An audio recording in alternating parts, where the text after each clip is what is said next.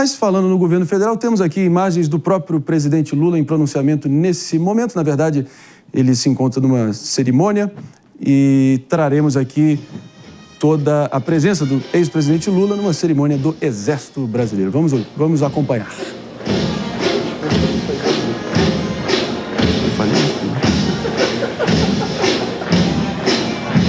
Comigo? E na medida que nós, enfim, que for avançando a cerimônia aqui, traremos, caso tenha algum pronunciamento em caráter oficial do presidente Lula ou qualquer um dos, enfim, dignitários e dos oficiais ali presentes nessa cerimônia.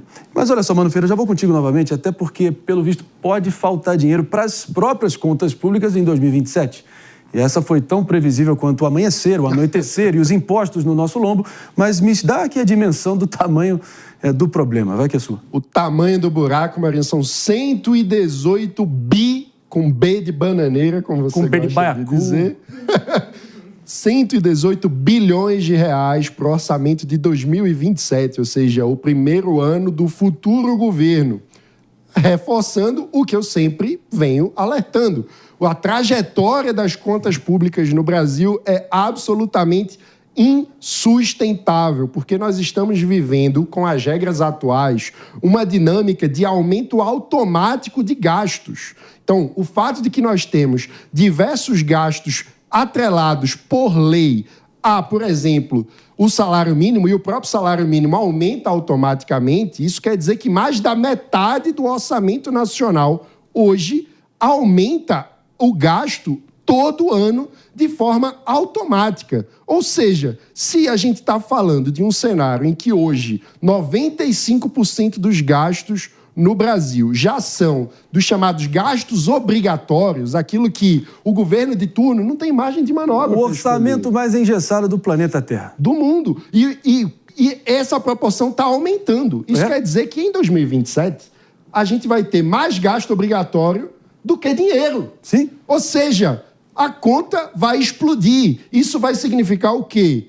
Atraso de salário de funcionalismo, atraso de pagamento de aposentados, atraso de pagamentos essenciais para o funcionamento da máquina pública, porque não se revoga as leis da matemática. A política e o populismo não passam por cima da aritmética. Então, nós precisamos encarar esse debate com seriedade como adultos e entender que o dinheiro é limitado e, portanto, o orçamento tem que caber naquilo que o governo arrecada. Do contrário, o que a gente vai continuar vendo, um aumento da inflação corroendo o poder de compra das pessoas. Mas eu acho também que não é só uma questão do governo, não. Porque se você parar para analisar, nesse ano, a gente já está em abril. Já se passaram 4 meses. Sim.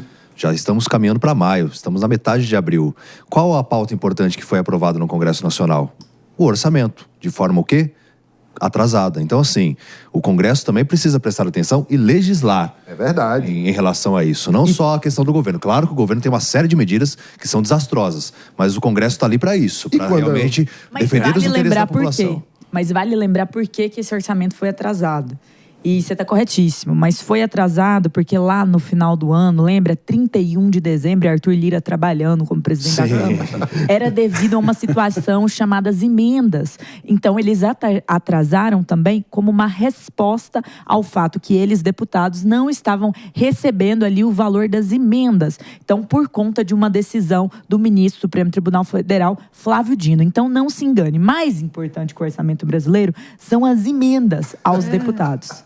É isso. Eita, né? E isso mostra vulgarmente conhecido como a orgia fisiológica de Brasília, não é? E a gente está falando de um cenário onde todos os poderes têm sua parcela de responsabilidade. Afinal de contas, não podemos esquecer, o judiciário brasileiro gasta muito acima, 4 vezes mais, que a média mundial. 1,6% do PIB, 4 vezes mais do que a média de todos os países do mundo, segundo o relatório oficial do Tesouro Nacional. Não sou eu que estou inventando esses dados. Então, o judiciário gasta muito mais do que o razoável, o legislativo gasta muito mais, e agora, explodindo a verba de emendas em 10 anos, o que a gente gasta com emendas parlamentares multiplicou por mais de 10 vezes. Mas um detalhe, essa situação toda mostra que o presidente Temer, quando fez ali todo aquele delimitar da questão fiscal do Brasil, que é o teto dos gastos, ele estava correto na sua política de execução fiscal em comparação com o arcabouço fiscal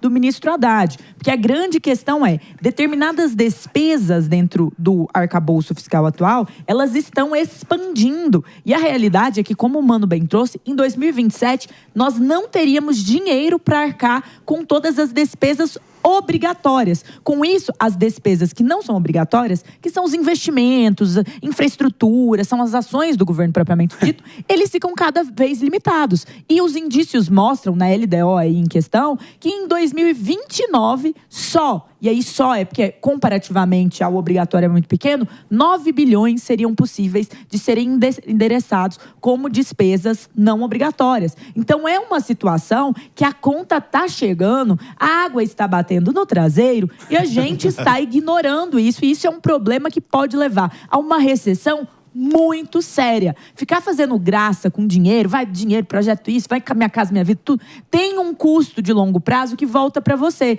E é engraçado que o dinheiro acabaria em 2027. 2026 tem o quê?